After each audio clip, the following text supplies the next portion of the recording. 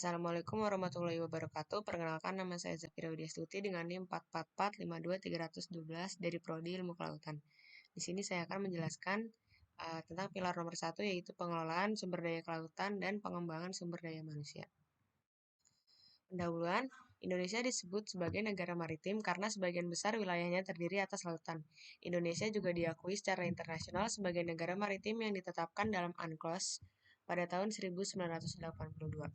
Menurut Kementerian Kelautan dan Perikanan Republik Indonesia, salah satu masalah pada optimalisasi pemanfaatan sumber daya kelautan adalah masih rendahnya sumber daya manusia di bidang kelautan dan perikanan. Minimnya pemanfaatan sumber daya manusia dalam pengelolaan hasil laut inilah yang mengakibatkan masyarakat Indonesia tidak merasakan dampak besar hasil lautnya sendiri.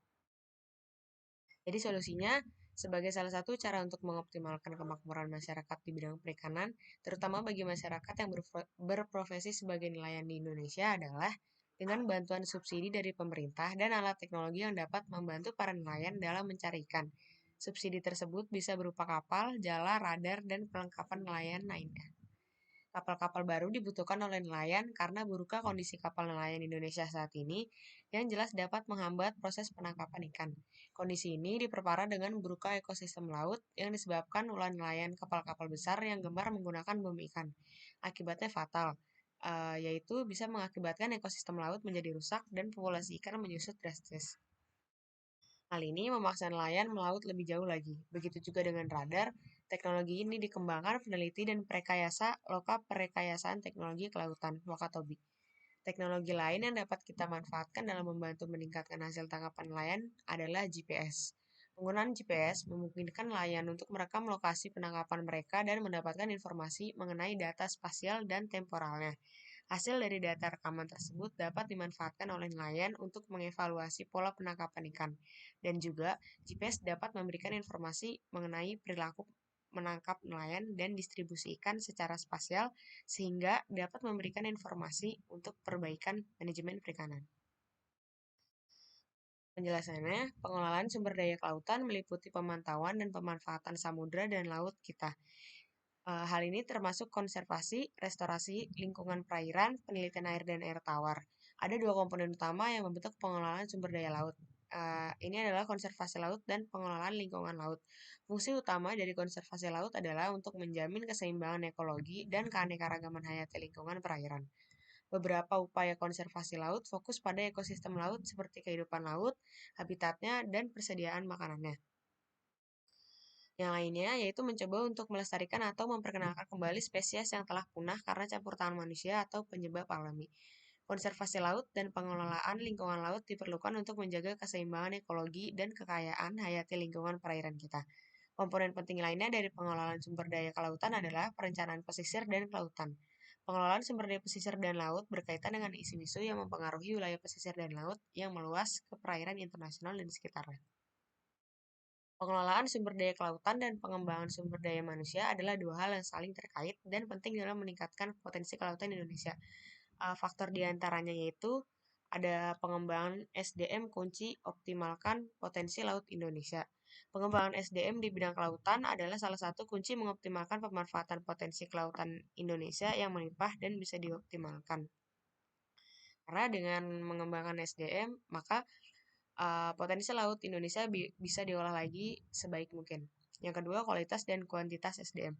Kualitas dan kuantitas SDM kelautan dan perikanan Indonesia masih rendah, sehingga diperlukan strategi pengembangan melalui program-program seperti standarisasi dan kompetensi melalui lembaga pendidikan, lembaga pelatihan, dan lembaga penyuluhan, serta peningkatan sarana dan prasarana pengembangan SDM.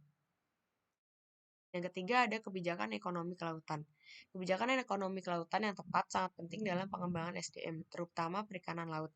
Strategi pengembangan SDM, infrastruktur, dan kebijakan pemerintah dapat meningkatkan produksi dan kesejahteraan nelayan. Yang keempat, ada pengembangan infrastruktur dan sarana.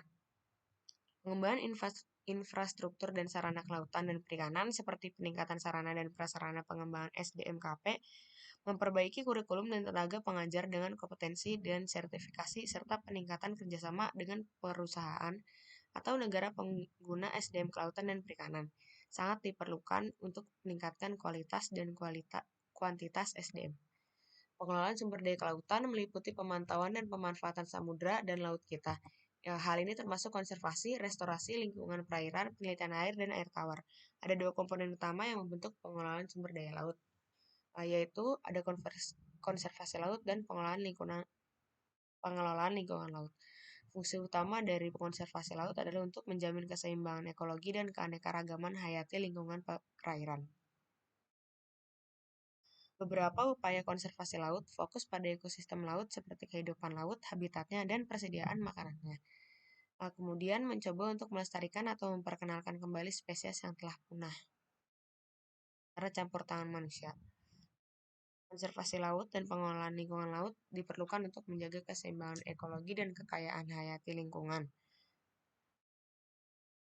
Komponen-komponen tersebut penting bagi pengelolaan sumber daya kelautan adalah perencanaan pesisir dan kelautan. Pengelolaan sumber daya pesisir dan laut berkaitan dengan isu-isu yang mempengaruhi wilayah pesisir dan laut yang meluas ke perairan internasional dan sekitarnya. Sekian presentasi saya hari ini. Kurang lebihnya mohon maaf. Wassalamualaikum warahmatullahi wabarakatuh.